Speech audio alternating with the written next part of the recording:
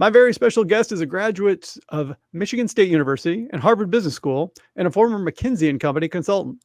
He co-founded and sold two companies, RentJungle.com and Community Elf, which were both based in Pittsburgh. Today, he's the CEO of Civic Champs, where he leads a team of passionate change leaders to deliver software for nonprofit organizations that empowers them and their volunteers to more easily serve their communities. He is Gung Wong. Welcome to the show, Gung.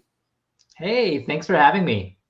I'm really excited to have a chance to follow on a conversation we had relatively recently, but we're going to talk all about your shift into social impact and the great things you're doing with your organizations. But I thought we might get started with my observation that, your McKinsey clients, probably maybe even your earlier startups, operated from what I would consider a more traditional form of business as compared to Civic Champs now. So I just wonder what sparked that shift towards social impact and accomplishing and that through entrepreneurship. Age. No.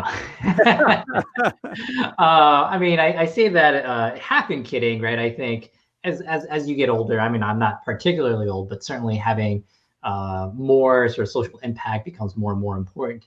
For me, I think part of my experience, a couple of things I've learned about myself. So one is I love being on the edge of innovation, doing something unique and different. It's one reason I really enjoyed consulting, even whether if it was for a big company, right? But you're still kind of working on leading edge projects for these companies. And so that was fun. And then doing my former startups, I really enjoyed that. And so I wanted to do that again. But one thing I noticed is when you have a business that is not as perhaps invested in just social impact, it can be less motivating at times, especially when the times are hard, right? And all startups have their valleys, if you will. And so for me, I thought perhaps this time, if I had something that I really believed in, it'll help me get through those valleys, maintain a positive outlook, and at least feel good about, even if it's not as much as we'd like to do, but still even the little bit that we're doing is causing positive impacts. I love that, because it's almost as if the traditional forms of business, they almost run out of energy sometimes when you're really going after that single agenda focused on whatever that launch trajectory might be, or generating more profits for somebody who you've never met or whatever it might be. But when you're passionate about your mission, you're still going to get I'm hearing the same ups and downs, but you've got that fuel because you've got that mission behind you. Right. Absolutely. It's interesting too, that you mentioned that as you got older. I'm definitely old, and so old, in fact, that sometimes I get invited to go talk to college students about sort of their entrepreneurship journeys. And it's staggering to me how many say, I want to be an entrepreneur, I want to start a business, but the business in a vast majority of times has something to do with social impact, sustainability. So it's almost like you've got these bookends. People who've been around long enough, they're like, you know what, I want to do something meaningful. And young people who are coming in saying, hey, right out of the chute, I also want to do something meaningful. It's very interesting. Yeah. Right. So very, you can see that when folks are younger, right, having this passion for good. There's that joke about law school, right? People go in thinking they're gonna, be, going to trial and saving the world, and then they rack up debt and you have to go to corporate for a while. But I think that's true, right? That those bookends you definitely see. Well, I know that along the entrepreneurial journey, you mentioned the ups and the downs, certainly of startup world. What are things that also show up regardless of whether you have a social impact mission like you do now, or maybe a more traditional form of a startup? Like, what are things that we can just expect to accompany that entrepreneurial journey? Not much is different, right? You still have to make sales. You still have to understand the pain points of your customers, right? And have something that has product market fit. You still need to work to scale and train your employees and motivate them to do great and provide the support that they need. I think all of that is still all very consistent. I think for a social impact oriented business, there's a couple things that you get as a benefit, right? Especially with your employees, is that it's not just the CEO or the founder that feels that passion.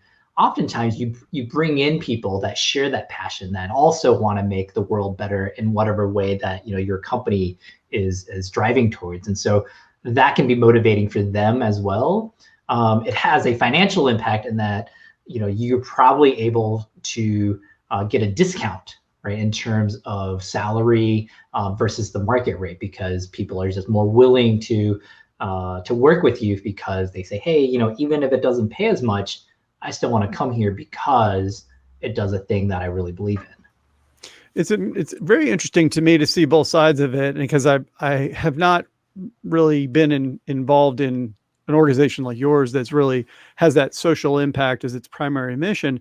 But I think that a lot of times when we talk to traditional businesses, they hear about sustainability companies or social impact. They go, yeah, that's cute. That's great. But we have to run a fundamental business here. But what I'm hearing you say is, guess what? Even if you're in one of these, I mean, if you're in a nonprofit, you've got to still run an efficient and effective organization. So it's like you don't get away from the fact that you have to do the things you were just talking about, Gung, which is listening to customers, and you have to run a profitable business. Otherwise, you're going to be out of business.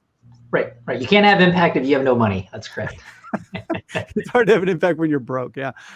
It's pretty incredible, though, too, to think that the alignment of the mission is something that some people would be willing to forego some of their salary. I've seen, speaking of McKinsey, I see a lot of their great data they put out, and they talk about how certainly post-pandemic workers, Gen Z workers would rather have meaning and purpose and feel belonging and work for an organization that they felt aligned with the mission.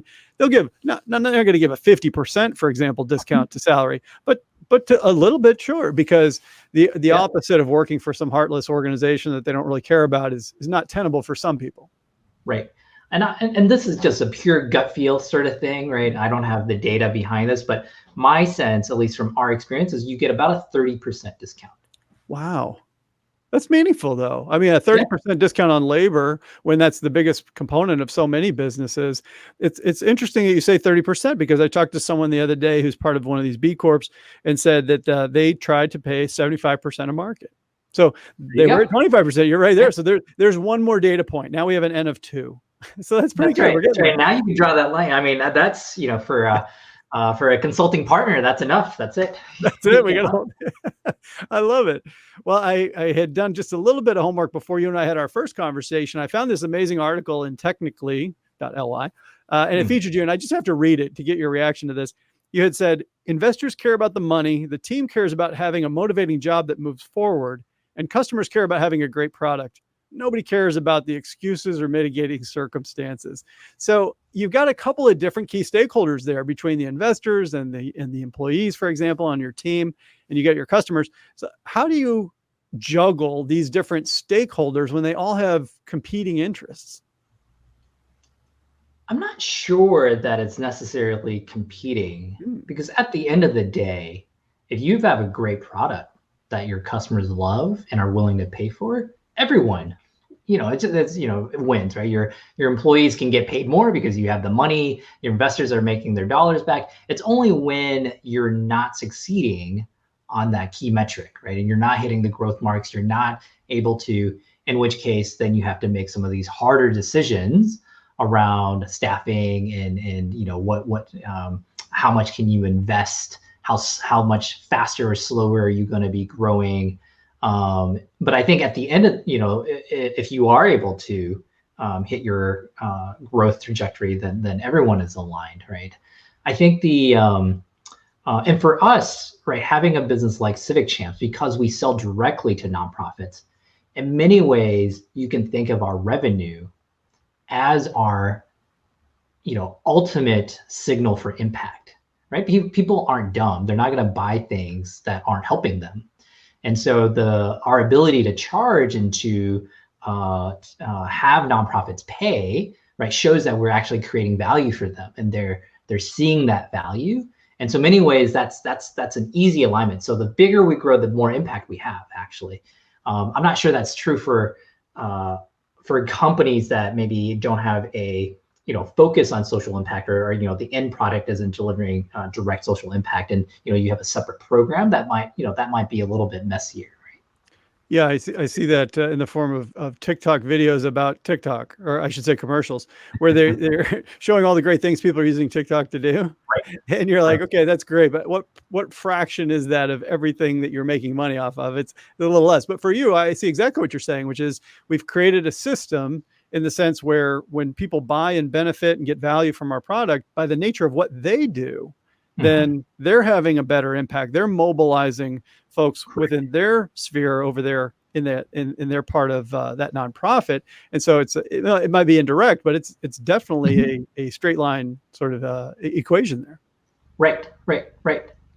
I can see where this would be appealing to you from, you mentioned your background at McKinsey, and I know if you're not watching the video, Gung's got a chessboard behind him. It's like how do you set up the system such that we can do well and we can still, do good and all of this. It's interesting and very appealing, I think. Yeah, yeah. Having that kind of easy alignment makes it. Now, of course, there's other challenges to the business model. It's I think there's not every nonprofit has volunteers, right? So your market is a little smaller potentially. There's the fact that nonprofits have a pretty if you look at the distribution, it's really the largest that are driving all of the dollars in the space, right? But there's 80% are, I think, half a million and below, right? Or a million and below in annual revenue. And so you're really looking at as SMB, right? Kind of very similar, I would imagine if you were to sell to retail outlets, right? That are kind of mom and pop shops. Mm-hmm. So it's almost like I never thought about it. There's a long tail almost of Mhm. nonprofits, and they still need the support, but maybe they don't have as much of the donor attention as somebody like Right. American Red Cross, somebody very large, Right. generates a lot Or of. all the big universities, right? We forget Mhm. that they're nonprofits as well. True, and that means that there's middle-sized and more local universities that also are Right. nonprofits that don't get as much of the attention and the natural motion for giving. Yeah. Yeah. There was a time also I know that, and this may have passed since, but there was a time when nonprofits were, I don't know that I would say they were flush, but out in the teeth of the pandemic, everybody wanted to help. But then there Mhm. was almost this giving fatigue that set in, and people were Mhm. like, I'm just empathy fatigue. I'm tired. And I don't know if you saw that kind of rip through the space a little bit when it comes to nonprofits and their ability to really raise funds and to get the proceeds. Yeah. I mean, the trend has been continuing across decades, really. So when you look at individual giving rates, right, percentage of people that give in money, certainly, right, has been kind of steadily declining over the last 40 years. And there was a blip during the pandemic, right? That one year it grew, it came back 5%. But every year since then has been going down. And so last year, I think across the board, it was about 3.4% decrease in terms of giving.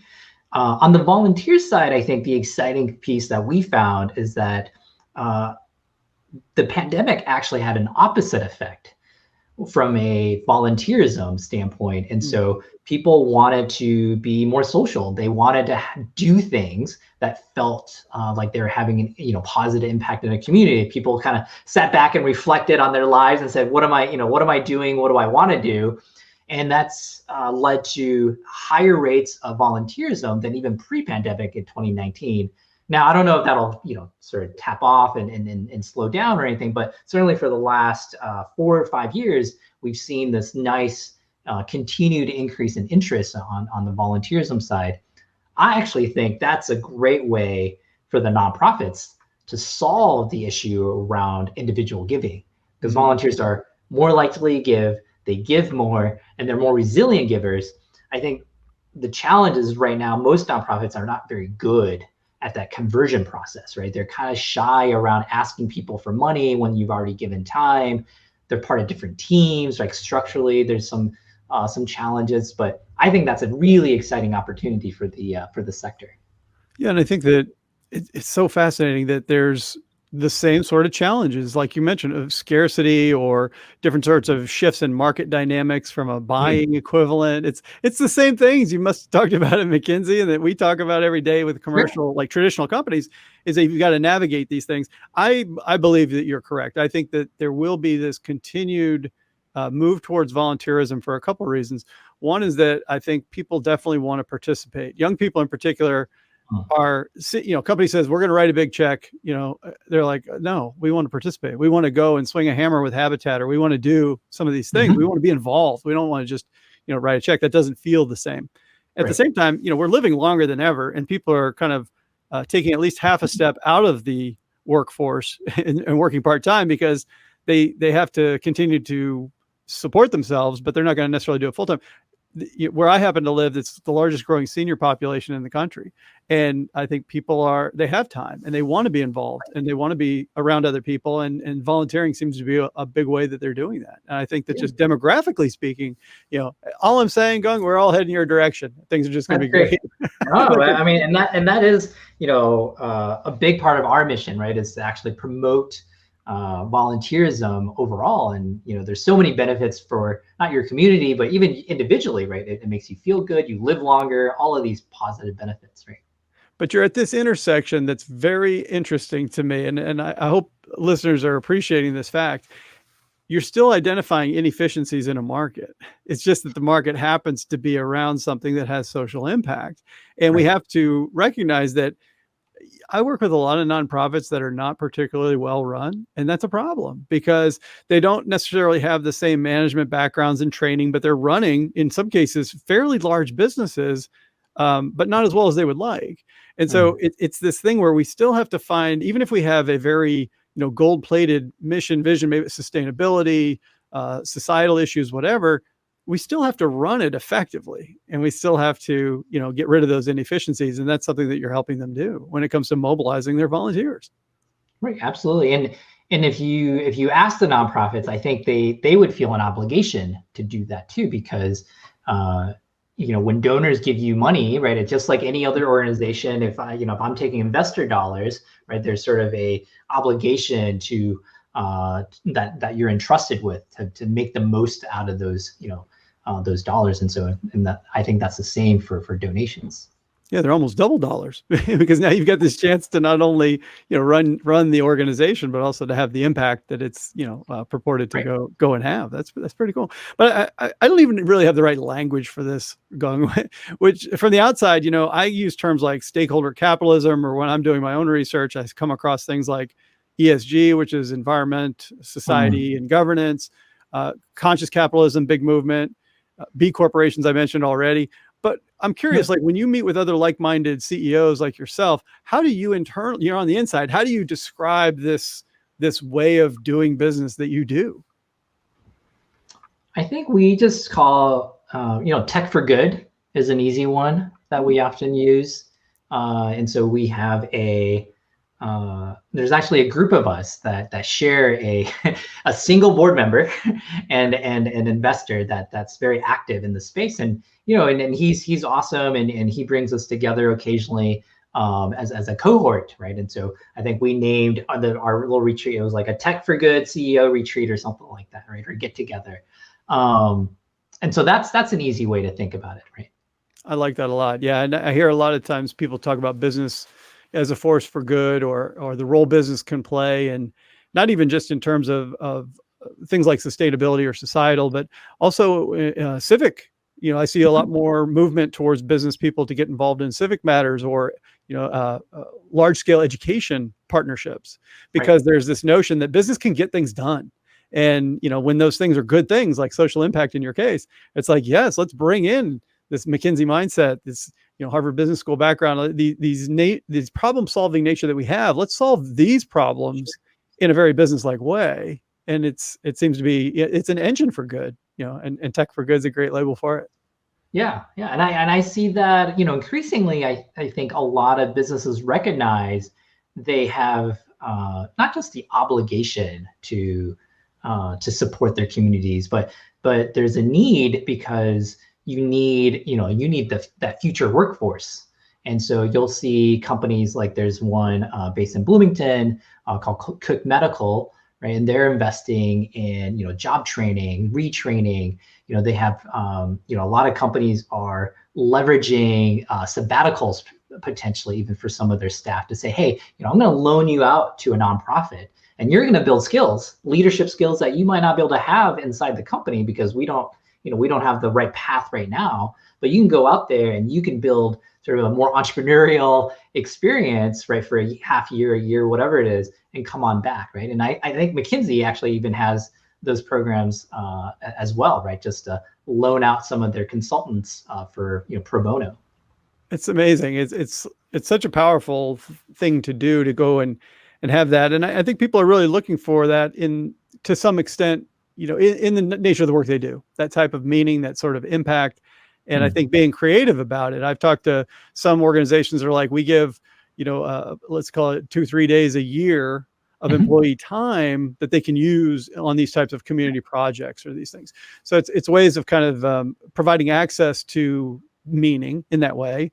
And I think that I'm with you. I think that in the future, it's for a big swath of the workforce, it's not going to be optional. Like, they're going to see that as a real perk, a chance to, to make an impact and use, company investment. And they see that as a form of development and career opportunity as well. And it's really being favored over some of the older things that we used to think when people are a little bit more coin operated, perhaps. Yeah, absolutely. Absolutely. Yeah. Well, we're talking a little bit about the workforce, and it does seem to me, and I mentioned a couple examples already, where younger generations in particular seem to be interested in social impact. Is that, and you mentioned that, I guess they'd be in that group that's kind of saying that we want to make a difference, and there's potentially even a little bit of a discount on labor because you can supplement that with meaning. Is that any exceptions to that? Yeah. No, I think absolutely. There's lots of articles out there already that talk about how, millennials and Gen Z share very common values. But the main difference is that Gen Z acts on those values a bit more, right? There's, if they feel like they need to go protest, they're gonna organize that. If they need, and they're pushing their employers to sort of align to their values in a way that I think millennials weren't, for lots of reasons, maybe, financial crisis, right? Maybe you didn't feel like you had the power to, but we do, I definitely noticed that in terms of some of our younger employees that, when we recruit, as an example, there's hundreds of applicants that come through for a very small company, right? Like my best example is we don't always have these, but for when we first got started, we had like we said, let's just try. We'll do we can't pay, so we'll do an unpaid internship, and we'll see if we can, give people a good experience, right? And they can help us, do some projects, right? And so we put it out there, and I think we were looking for maybe 2 or 3 interns. We can't handle that many, and we ended up with something like 400 applicants for an unknown, tiny company, right? And these were, we had folks from Ivy League schools apply. We had folks from everywhere, right? Just like, it was actually a lot of work to go through all those applications and whittle it down, because you end up with, I think we ended up taking 5 or 6 candidates just because it's like, wow, these could be great folks. And I think we've done well by them. They've, many of them have gone on to do great things, right? They're working at Microsoft now, or Goldman Sachs, or Morgan Stanley, right, and Amazon. And so that for us feels great because we were able to give back, right, in that way to them too. Yeah, make a meaningful impact on their career trajectory in that way. But my listeners that are in manufacturing and accounting, where there's these just crippling talent shortages, you just can't get enough people. You're talking about millions of jobs unfilled by 2030 in certain industries, at least. And they're hearing you're getting 400 applications for an unpaid internship. And they're like, what is happening, right? This is what's happening. People are looking for more than just the traditional things we thought work was all about. Right. And some of it is, there's a lot of marketing in that, right? So if you're if you can talk about, as an accounting firm, right, the work you do with nonprofits, right? The impact you have with clients that saves them money, that prevent, I think those anecdotes and a little bit of marketing can really spruce up what might be like, oh, yet another, boring job that I'm not interested in. But it's like, oh, actually, here's something that I can actually have make a positive impact still, right? I love that. Absolutely love it. Absolutely love it. Well, I'm going to give us a shift here, Gung. I'm going to have us play a trivia game. I call it, Are We Smarter Than AI? We're going to have AI ask us a trivia question. It's the most ridiculous thing ever. I never know what's going to happen, which is why it's one of my favorite things. But I mentioned at the top that you had two companies that were both started in Pittsburgh, right? Mm-hmm. And so I'm going to have ask us a trivia question about Pittsburgh. Here it comes. We're a team, you and me, but it's probably going to be mostly you. Here it goes. What nickname is Pittsburgh often referred to due to its many bridges? City of Bridges, I guess. Oh, yeah. See, look at that. I was thinking it was the Steel City, but I might be wrong. City of Bridges. Let's find out. And audience, if you're playing along at home, you can lock in your answer. Let's see what happens here. That's exactly right. Pittsburgh is often called the City of Bridges. Look at you, Gung. Nailed it. Yeah. Due to its numerous bridges crossing the Allegheny Monongahela. Yeah, the Mon. You can shorten it to the Mon. To the Mon and to the Ohio rivers. Look at that. Learned something new today. Awesome. Well, Gung, I'll ask you the most important question of all. Where can my listeners go to learn more about you and about Civic Champs? Sure. Civic Champs, you can see, if you're on video, you can see it on my t-shirt, but it's just Civic, like Civic Duty, Civic Champs, like champions.com. You can learn more about us there. My LinkedIn is great as well. Love to connect with new people. We have a newsletter that we put out every week, so publish that on LinkedIn. It's geared for nonprofits, but if you're interested in that space, right, we talk about trends. We highlight a nonprofit that's doing something interesting. We talk about maybe advice for volunteer management on there. But so if you're interested in any of those things, feel free to subscribe and follow along. I love it. So listeners, I'm going to have those links for you in the show notes. You're only one click away from learning more about Civic Champs and connecting with Gung. Gung, thanks so much for spending some time with me today. I've really learned a lot and I've really enjoyed our conversation. Yeah, absolutely. Thanks, Matt.